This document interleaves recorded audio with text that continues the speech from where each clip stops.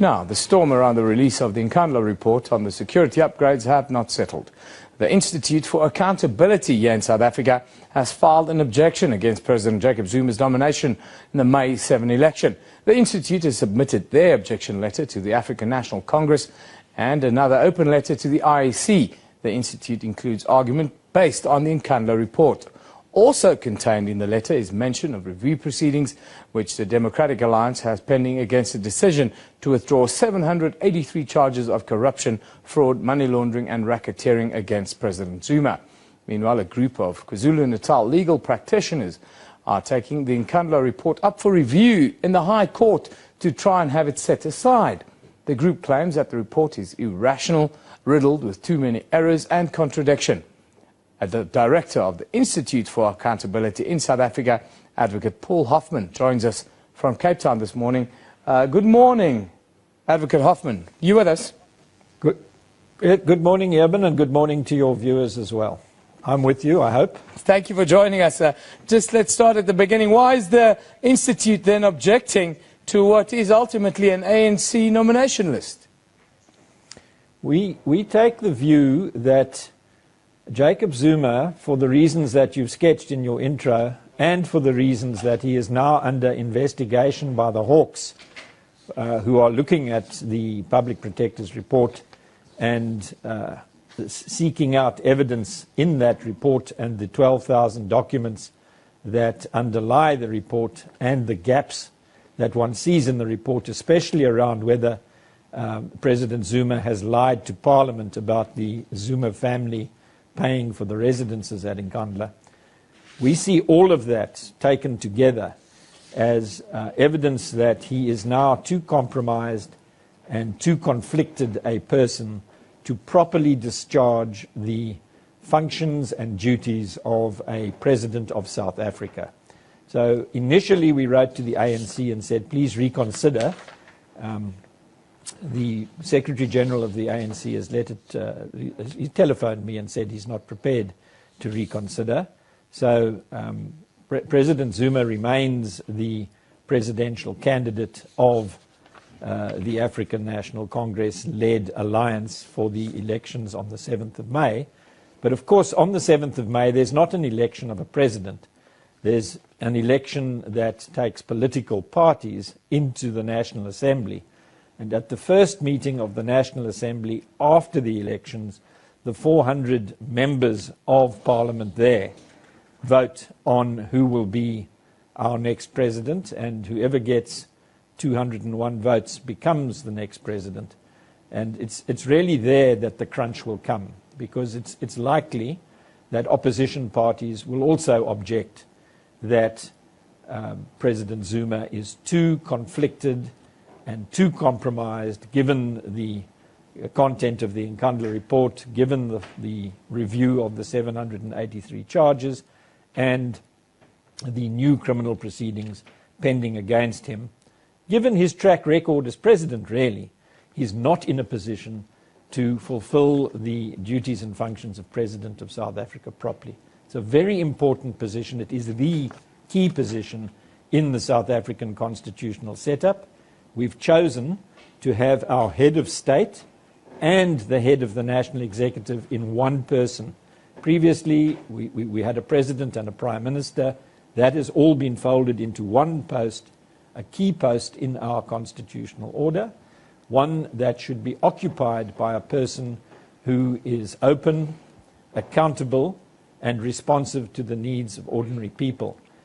We contend that it would be irrational for the ANC to persist in nominating Jacob Zuma as its candidate for presidency, should it enjoy a majority after the 7th of May elections are held. I want to ask you about the Institute of Accountability in South Africa, but before I go there, just tell us how you then hope to escalate this objection going forward the next couple of weeks and months ahead of the election. Yes. Look, it started with a simple letter to the Secretary General of the ANC. It escalated into an objection to the candidacy before the Independent Electoral Commission. We'll get a ruling on that on the 7th of April. And we've said in the objection that there is no technical reason why President Zuma cannot be an ordinary member of Parliament, and we fully anticipate that the IEC will say, well, allow that process to happen, because he does qualify to be an ordinary member of Parliament because he is not insolvent, he's not insane, and he's not incarcerated for, or hasn't been for more than a year. Yeah. In terms of a criminal sanction in our courts.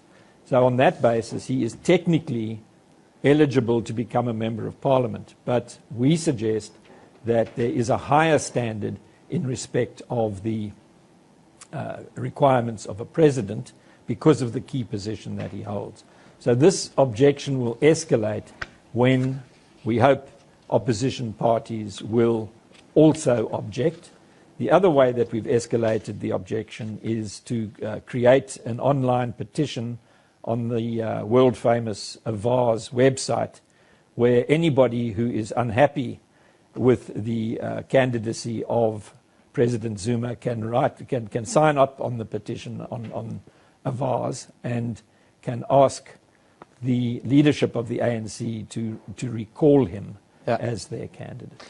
That's all that civil society can do at this stage. Tell us a little bit about the Institute of Accountability, or for Accountability in South Africa, the work you do, the standing that you have, and maybe why South Africans should listen to you.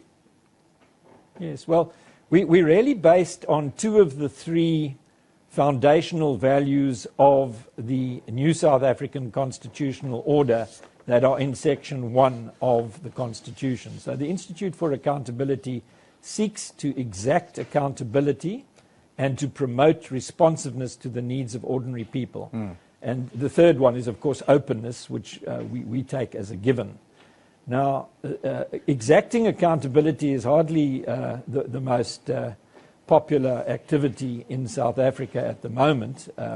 We seem to have a great shortage of accountability, and in the case of President Zuma, a consistent effort on his part to avoid accountability in any way that he can. His non-response to the Public Protector's 14-day deadline on the Nkandla report is a prime example of delay, distract, and dodge. That's what he's done. He's put it off until after the elections, which is perhaps good politics, but not good accountability. He is distracted because he's saying that he wants the SIU to look into maladministration and escalation of costs, but he's getting everybody's eye off the really problematic areas, which is, has he breached the Executive Ethics Code by not looking after public resources as he should? And did he mislead Parliament deliberately when he said that the Zuma family paid for the residences at Nkandla? Those he's sort of avoided, and all of that amounts to dodging the real issues that the Public Protector has raised. So the Institute for Accountability has been working on that type of issue since its formation in 2009. We've been instrumental in the calling of the Commission of Inquiry into the arms deals, which is another area where President Zuma features, and not with flying colours. We've been instrumental in the fight for effective and independent anti-corruption machinery in South Africa, and that is now in the form of litigation around the constitutionality of the legislation which has tweaked the Hawks. That case is back in court on the 15th of next month. We also broke the bread cartel. The big bread manufacturing companies created a cartel which in effect stole a couple of slices of bread off the tables of the poor. That cartel has been broken, and in the process of dealing with the fallout of that cartel, we have managed to create, through litigation in the courts, a general class action in South African law. So before, there was only a class action in respect of human rights violations. Now we can have a class action in respect of any litigation that lends itself to being mounted by a class of people that have been prejudiced or adversely affected by any activity of big business or government, for that matter. Advocate Hoffman, thank you for joining us. Besides all this lawfare, we also get involved in educating the public, which is what I hope you and I are doing at the moment. Absolutely. We've run out of time. Thank you very much for joining us this morning. That's Advocate Paul Hoffman joining us from Cape Town. He's the director of the Institute for Accountability. Now, just to recap that story, the country may have to wait until June for President Jacob Zuma to his full response to the Public Protector's report on security upgrades to his Nkandla home. President Zuma met a 14-day deadline to respond to Parliament yesterday, but said he would only respond in full after receiving a report from the Special Investigating Unit. Opposition parties were quick to accuse him of delaying tactics ahead of the election on the 7th of next month.